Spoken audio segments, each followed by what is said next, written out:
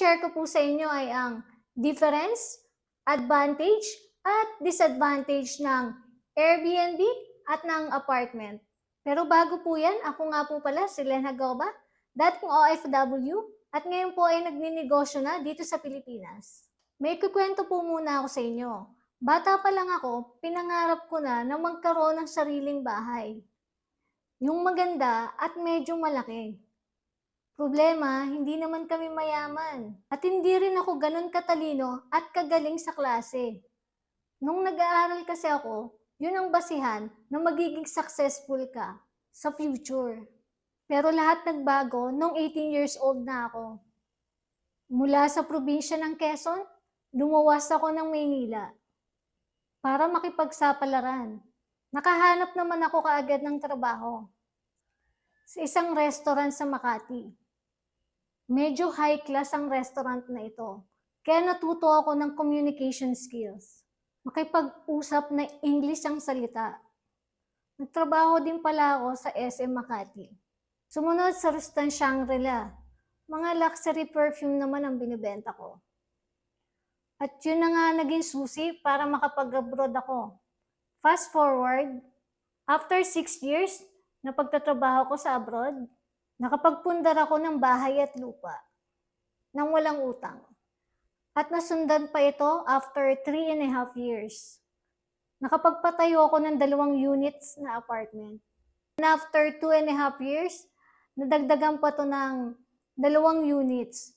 So total of 4 units of apartment at may isang bahay na ako.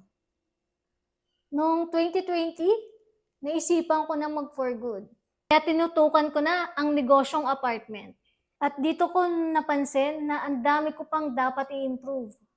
Napansin ko rin na kahit mga bago pa mga units ko, nagkaka-damage na ito dahil sa long-term rental. Na-vision ko rin na pag nagpatuloy ito, hindi tatagal ng 15 years ang mga property ko. Kaya naman nag-take action na kaagad ako. Noong 2023, nag-start ang Len Transient House. Nag-try lang muna ako sa baba ng bahay ko para calculated risk. Gusto ko munang malaman at matutunan kung paano ang pasikot-sikot ng ganitong negosyo. At nung natutunan ko na, saka ako nag-reinvest. Bumili ng aircon sa mga rooms. Electric fan pa lang kasi dati ang pinapagamit ko sa mga guests. After 7 months, nagawa ko na rin i-open ang lahat ng mga units ko. Ito ang mga gamit. Wala pa nga 1 taon, nabilhan ko na ng mga aircon ang lahat ng mga units. I-share ko na ang difference, advantage, at disadvantage ng Airbnb at ng apartment. Ang Airbnb ay short-term rental lang at per night ang rent. Compare sa apartment na 1 to 2 years ang contract at every month naman ang bayaran. Mga advantage ng Airbnb. Malaki ang pwede mong kitain dahil per night ang rate. Sunod, mas maaalagaan ang mga property. Dahil tuwing checkout ng guest, malilinisan ang mga unit. Sunod, mas ma-preserve ang mga property ng mas matagal na panahon. Ang mga unit, usually, tulog lang talaga ang pag-stay dito.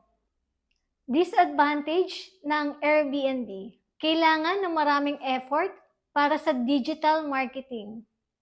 Upang matagpuan ng right market mo, ang inaalok mong service. At ito ang magiging way mo upang makabook ng mga guests. Mas malaki ng 25% na kapital ang need mo para sa bawat isang unit.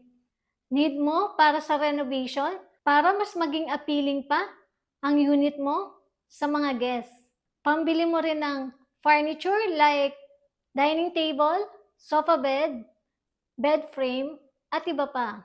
Bibili ka rin ng appliances like aircon, refrigerator, lutuan, rice cooker, at iba pa. Need mo rin bumili ng kortina, bedsheet, blanket, pillows, and bath towel. Sunod, may risk din ang negosyong ito. Kaya check mo lahat maigi bago mo pa-check out ang mga guests. Sunod, ikaw ang magbabayad ng mga monthly bills like kuryente, tubig, at internet. Kaya kailangan may separate na budget ka na para dito. Ito naman ang advantage ng apartment. Number 1, hindi mo kailangan araw-araw mag-digital marketing. Pag nabakante lang ang unit mo, saka ka lang magpo-post. Sunod, mas maliit na kapital ang kailangan mo dito. Wala ka nang dapat bilhin sa loob ng unit. Structure lang enough na para mapaupahan mo ito. Sunod, wala kang worry na may masisirang gamit or appliances sa loob ng unit kasi hindi naman require na i-provide mo ito. Disadvantage ng apartment. Maliit lang ang kita dito. Per month ka lang makakatanggap ng bayad mula sa tenant. Posibleng hindi magtagal ang mga unit mo. Possible na ma-damage dahil gamit na gamit ito. Hindi mo rin ma-maintain ang mga unit dahil lagi nga may tao dito. Once na end lang ang contract, saka mo po lang mapapa-general cleaning ang mga unit. Naniniwala ako na dapat may sapat tayong kaalaman sa pag-uumpisa ng rental property business. Kaya naman sinishare ko sa'yo ang lahat ng kaalaman at experience ko. Para dumami na rin tayo, mga landlord na mabubuti at may malasakit sa mga tenant. May grupo nga pala akong binuo, ang Real Estate Owner PH. Magsama-sama tayo diyang magtulungan at mag-share ng kanya-kanya natin mga experience. Pwede din kayong mag-post ng mga question nyo dyan. Alam kong hindi madali makapagpatayo ng ganitong business. Pero naniniwala ako sa kakayahan mo. Alam ko na sa pagsisikap mo, maaabot mo rin ito.